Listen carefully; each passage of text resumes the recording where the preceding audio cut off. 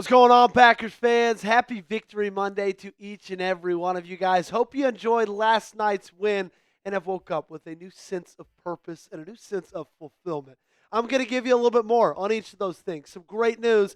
The Packers finally received the news they've been waiting for. I'll let you know what that is in just a second. But we're getting awfully close to 20,000 subscribers. That is my next massive milestone. That's our next big push. And we need 620 brand new diehard Packers fans to help us get there. It'll be the biggest milestone this channel's ever seen. What you get in return, daily free videos. So I got a challenge for all the cheeseheads. Get us to 20K before Christmas. We appreciate it.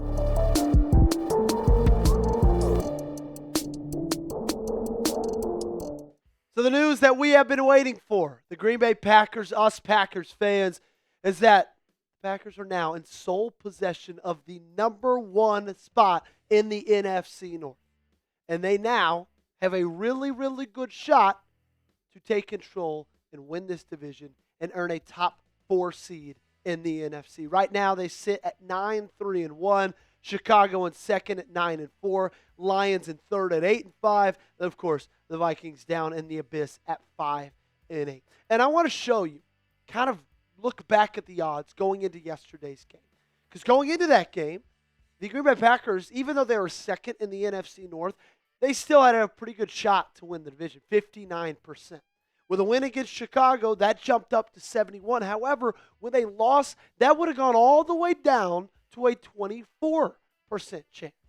So yesterday's game was huge. It was massive. We knew that going into it. You had the home field advantage, and you did what you were supposed to do. You won the football game. You made that play late, got the pick in the end zone, and you did what you're supposed to, right? Now, job's not finished. You still got 4 games left.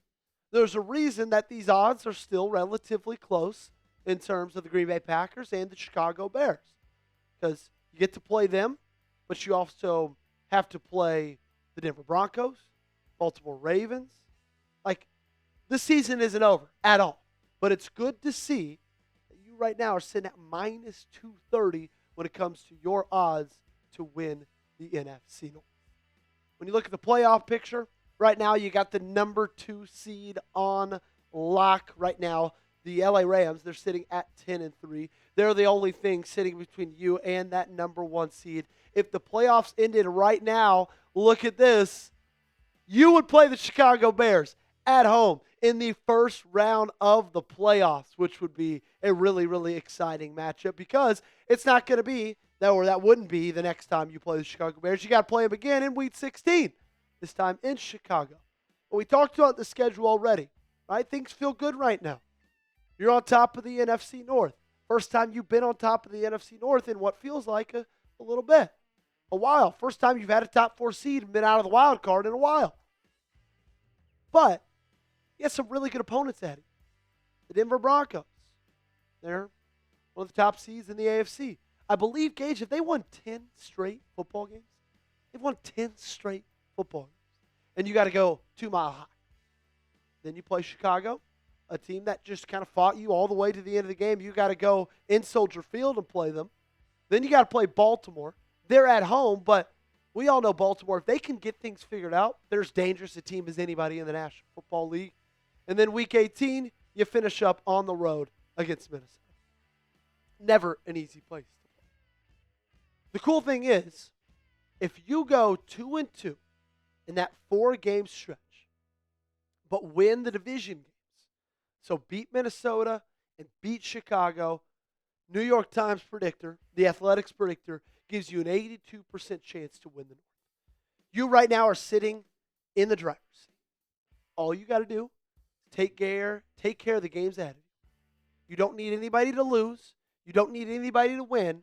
When it comes to winning the division, winning the NFC North, that is in your hands. And that's the only place you'd want it to be. It's December 8th. Or 14 weeks through this season. We got 4 weeks left, ladies and gentlemen. This is where you want it to be. This is where all the great teams have it at this point in the year. Don't have to rely on anybody else. Now, if you want to get the top seed in the NFC, if you want to get that bye week, which is massive, then we'll start rooting for the Rams to lose football games. That's going to help you out a ton, obviously. Regardless, though, just focus on winning your football games, and everything else is going to unfold as it does. What's the percent chance you think the Green Bay Packers win the NFC North? Scale it for me 1 to 100 in the comment section down below. Weigh in with your answer and let me know what you think. I think that Underdog is my favorite sponsor that we have on this show. It's as easy as make picks, win money. Football season is in full swing, and Underdog is the best place to get in on all the action. Let's cut to the chase. If you download the app today and use promo code PackersReport to score $75 in bonus entries when you play your first $5. Playing on Underdog is easy.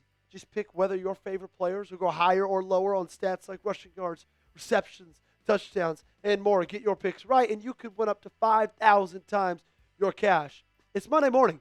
Usually what we do is we show you our Monday Night Football Underdog lineup, but I got to shed some light on my awesome Underdog lineup from yesterday's game of Bears-Packers. Higher, Caleb Williams, interceptions thrown, cha-ching. Lower, Josh Jacobs, 97.5 rushing and receiving yards. I believe he was at like 92. That's lower than 97.5. Cha-ching. Higher, Jordan Love, 1.5 passing touchdowns. Cha-ching, cha-ching, cha-ching. Make picks. Win money. Download the app today and use promo code PackersReport to score $75 in bonus entries when you play your first $5. That's promo code PackersReport. Underdog. Make picks. Win money. Must be 18 or older, 19 or older in Alabama and Nebraska, 19 or older in Colorado for some games, 21 or older in Arizona, Massachusetts, and Virginia, and present in a state where Underdog Fantasy operates. Terms apply. See assets.underdogfantasy.com/web/playing good terms_DFS_.html for details. Offer not valid in Maryland, Michigan, New Jersey, New York, Ohio, and Pennsylvania. Concerned with your play? Call 1-800-GAMBLER or visit www.ncpgambling.org. In New York, call the 24/7 helpline at 1-877-8-HOPE-NY or text HOPE-NY 467-369. For the rest of today's show, we're going to give you my Week 14 overreactions. If you've never been here on a Monday morning, this is what we do. We look at 5 things we're hearing on social media from people talking about this team. I'm going to tell you, are they overreactions or is this the proper reaction? And number 1, we got to address Christian Watson is wide receiver 1. This is a proper reaction. This is not an overreaction whatsoever because since Christian Watson has been back in this lineup, he has been Jordan Love's number 1 wide receiver. Now, it has been helpful for Christian Watson that since he has been back, Jaden Reed hasn't been in the lineup. Now, of course, Jaden Reed played yesterday, but that's his first game back since being out from week 2. So when Christian Watson came back in the fold, Romeo Doubs was playing good football. Matthew Golden we're still kind of waiting for Matthew Golden. Dontavian Wicks was good, but we all know Dontavian Wicks isn't the wide receiver 1. And then Christian Watson came in the fold. He took it over. 4 catches yesterday, 89 yards, 2 touchdowns, his 5th touchdown in the last 4 games. So, yeah, it's not an overreaction whatsoever. Say Christian Watson is wide receiver 1. Number 2, that was personal for Matt Lafleur. Yesterday's game. I don't think this is an overreaction at all. I don't know if you saw the post-game handshake between the two of them, but it was one of those boom and move on, right? It was one of those, hey, good job, that's it. They didn't linger. They didn't hold the handshake. They didn't do the Donald Trump where, he pulls them into him and down and like none of that. Shake, move on. It took about half a second. And all of this, of course, is coming from when Ben Johnson in his introductory press conference in Chicago said, I've kind of enjoyed beating Matt Lafleur twice a year. Well, hope you enjoy losing to Matt Lafleur yesterday, Ben Johnson. Overreaction number 3. Jordan Love is a top 3 quarterback in the NFL.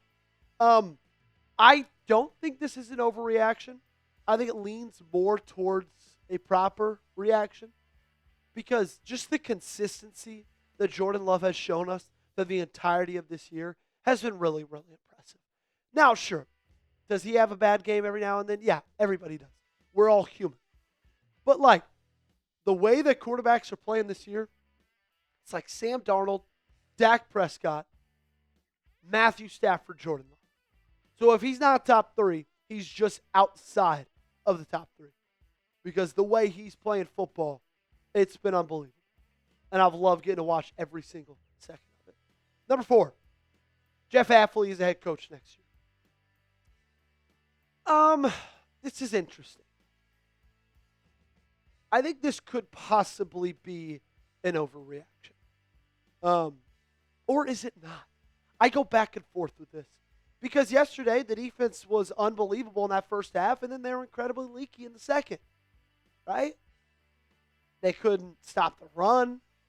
They couldn't get a sack on Caleb Williams. Now, Caleb Williams is really good at extending plays and making plays with his legs out of the pocket, so I'll give him that.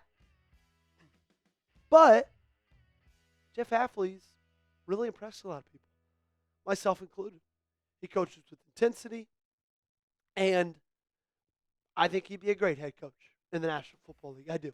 I hope he's not a head coach next year. I'll tell you that much. I hope he's still wearing green and gold. Number 5, the division is on lock. This is an overreaction. It's not on lock. We just showed you the odds. We talked about the remaining schedule, right? Right now, you sit at first place in the NFC North, but every single game you play from here on out is not going to be an easy one. Maybe Week 18 against Minnesota isn't going to be incredibly hard to win just because, sure, they won 31-0 yesterday, but it's Minnesota this year. They're incredibly inconsistent. So, no, the division's not on lock. There's still work to be done. That's it for today's show. Follow me on socials, Twitter, Instagram. Make sure you subscribe to the channel. Appreciate all you guys for being here. We'll be back all week long. Daily videos. Lock us in.